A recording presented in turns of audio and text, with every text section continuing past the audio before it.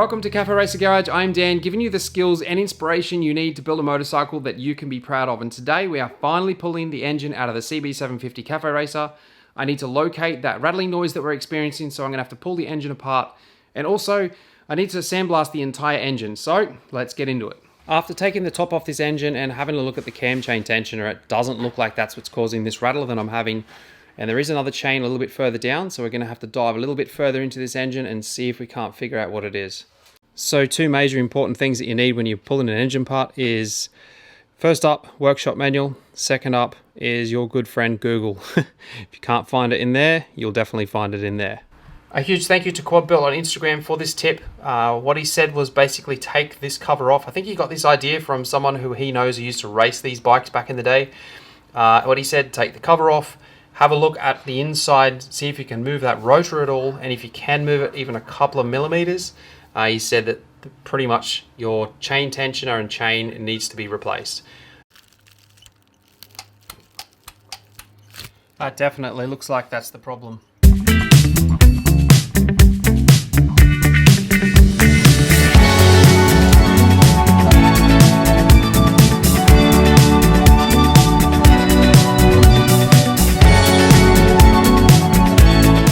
Thought I'd quickly address the black fingernail. I had the car parked on a hill and the door slammed shut right across the top of my fingernail there.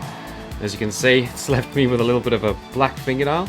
I can tell you some choice words came out that day when it happened. I was dancing around for a little while until it sort of went down a bit. I still can't feel the end of my finger, but I'm hoping that will come back.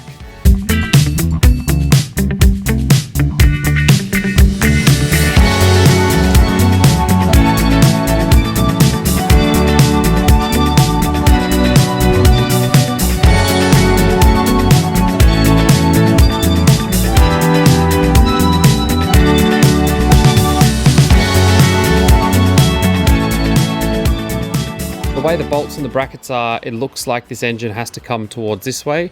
So what I'm doing now is I'm getting a couple of bits of, you could use timber or steel, it doesn't really matter, just whatever you have available. And I'm going to sandwich the engine in the center and strap it up so it's really secure, and pick it up like a stretcher at one end or a wheelbarrow, and have someone hopefully give me a hand at the other end. So you can see what I was going to do here, strap this end, pull those in nice and tight, and same on the other side. And I've just stopped what I'm doing because I'm gonna have to put little blocks and spaces in here with timber, and then I'm running the risk of, you know, potentially damaging these fins, which I really don't want to do. And I've noticed that the actual mounting points would be a perfect spot. If you can see that, I know it's dark, but if I was to just weld on a quick tab there with a hole in it, mount it, quick tab, weld, and then I can pretty much bring this guy down there like that and have a really good anchor point to lift this whole thing up. Same thing here. There's a bolt right there. It holds it. I can just put a little tab there. Same on the other side. Slide this guy in and then just pick it up, and then the weight will be more distributed on each side rather than just all the way at the top trying to lift it up.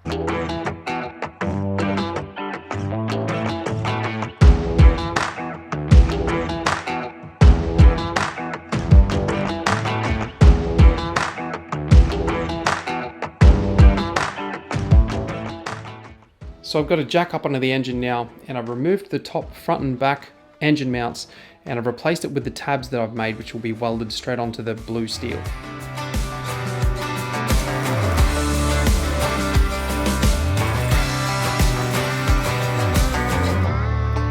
So it was at this point that my good friend Bart and myself realized that this engine wasn't about to come up and out like I originally thought. It just kept catching on the same 2 points no matter what we tried.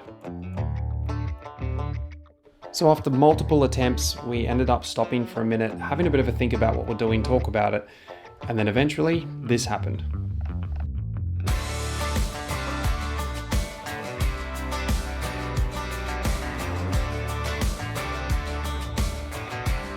So getting this engine out was more difficult than I first anticipated. The wiring was in the way at the beginning because it was hanging down just a little bit too far. These cooler lines that were running over that bar there were kind of in the way. And then it was getting caught on the bottom here, and also about there where this like bracket is. I just couldn't figure out how to get it out. It looked like it was just going to come up and out, but it ended up needing to come up, out, that way and then up to get it out. That's what we figured. It took a while to do it. We tried about 4 or 5 times and I ended up breaking something in the process, which I'll show you now. So the breakage that I had is this piece here. It is just a bolt hole and a piece of cast aluminium that was just a weak point. It just snapped. Unfortunately, these things happen. I can clean this up with the vapor blaster and probably clean that up, weld it all back together. Just got to be mindful of the heat that's going to go into it so it doesn't do any damage. These guys here, I would not pull the engine out without doing this. The first design or idea that I had would have worked, but you're running the risk of breaking more stuff because you really need to, well, this engine anyway, you really need to position and twist and move it to try and get it up and out of that frame. So now the engine's completely out, I think a smarter choice would be, because I am going to vapor blast it, I think the best thing to do is now sort of put it semi back together, put the top on it, put the covers back on it, make covers for the inlet and exhaust ports and any other holes that need to be plugged. Make sure I completely cover everything. And then throw it over here into the vapor blaster. I'm going to change the media out in this so that it's a bit more abrasive to let the paint adhere to this once it's all been blasted up. I think that's just a smarter way of doing it. I can always freshen it up a little bit later, but it's only going to get painted, so it doesn't need to be perfect, but it does need to get rid of any of the flaky paint that's on it at the moment. So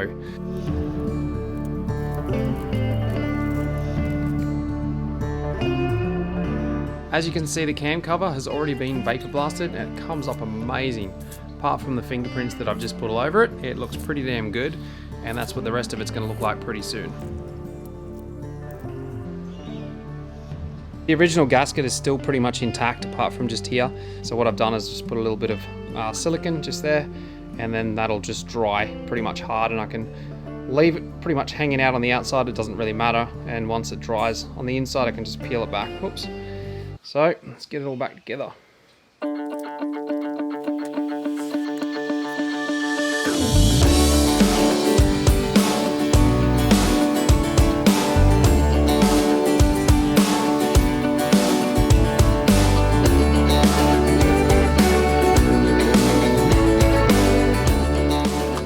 To avoid anything going into the inlet, what I'm going to be using is the original manifold, I guess the little gasket part that has the O-ring on the back side, and then I'm going to get a bit of rubber and put a bit of rubber behind it, like pretty much punch some holes in the rubber and then bolt that down. What that'll do is that'll push that little O-ring hard up against it, so it's really going to push this rubber hard into the steel, which will keep it a nice perfect seal around there and nothing can get in. This is as good as it's going to get. This is a really, really hard plastic, so it's not going to bend and flex.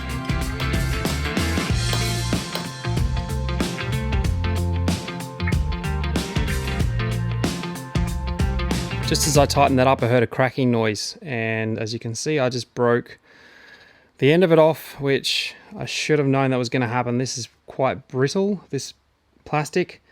It's my own fault. Tried to utilize the original part, so it looks like I'm gonna have to get a new one of those.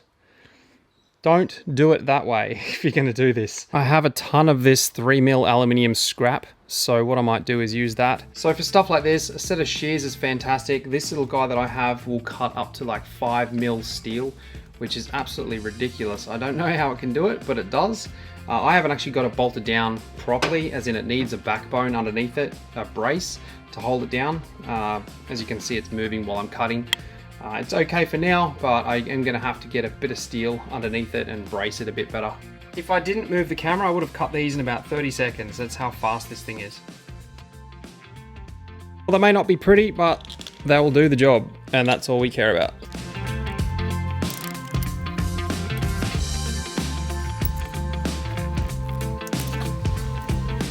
So what I'm using here is a PVC hose. This is not an ordinary garden hose. It's PVC reinforced, so therefore I can heat it up and then just fuse it shut so that it will never open again. One way to tell if it is real PVC is it's really stiff to move when you first get it. You will have to heat it up with something like the gas that I'm using, or even boiling hot water.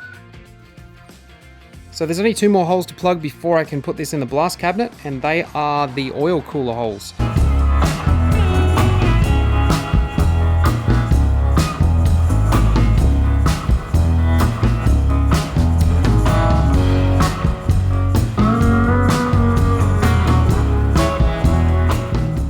what I'm doing now is I'm going to be swapping the media over. What I normally use is a really fine glass bead, but I'm going to be switching that out with a 120 size aluminium oxide. It's going to give a lot more of an aggressive cutting action than the glass bead, which will allow the paint to adhere to, the motorcycle block. So while I'm doing this, to answer a question that I get a lot of, the machine that I'm using is a Vapor Honing Technologies VH800PB. This is the open loop system. You can also get a closed loop, which means if you have a basement, you have no ability to get like water or drainage, you can always have that water recycling, whereas mine's open, so the water will just keep going through it. It'll keep a percentage of the water in the bottom, but then eventually it'll just keep bringing in fresh water for you. So first up, I'm going to blast this alternator cover as a bit of a test piece, and then I'll brace the bottom and put this big heavy engine in there and then get stuck into it.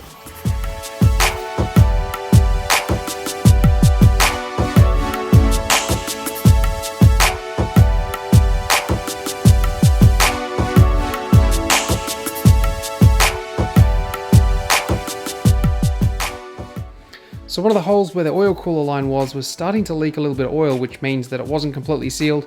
So Bart's idea was to get an O-ring, which was perfect, and we fixed that up and it was good to go. So how these machines work is they mix a slurry with water, the media that you put with it, as well as the air at whatever PSI you put into it, and it combines together and makes a slurry and pushes that hard up against the part that you're blasting, and therefore it cleans the part perfectly. Depending on which media you put with it is depending on the finish that you end up with. One thing that I will mention, if you are going to get one, just make sure that you have the biggest air compressor you can possibly get. The finer the media, usually the smoother the surface you end up with, like almost like a polished finish.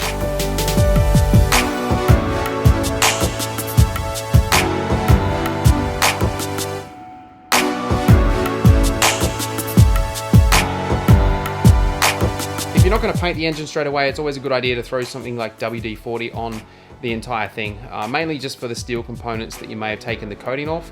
If you're not going to paint it straight away, this will just prevent the flash rusting. You can always degrease it afterwards, just before you paint. So the engine is now looking amazing, completely vapor blasted and ready for paint. It's all etched from that aluminium oxide that I used. And it is a pretty bold and brave move to be actually vapor blasting the entire engine like that, with my best efforts of trying to keep all of the media out. There is a chance that some of it could have gotten inside that engine. I am pulling the engine apart, so that's why I'm not too worried about it. It's all going to get completely flushed. But just be mindful if you're going to do that yourself. So stay tuned, because that engine disassembly and reassembly is going to be happening very soon. And if you want to see a step-by-step video on how to paint a motorcycle tank on a budget with a professional finish, I'll leave that video right here for you.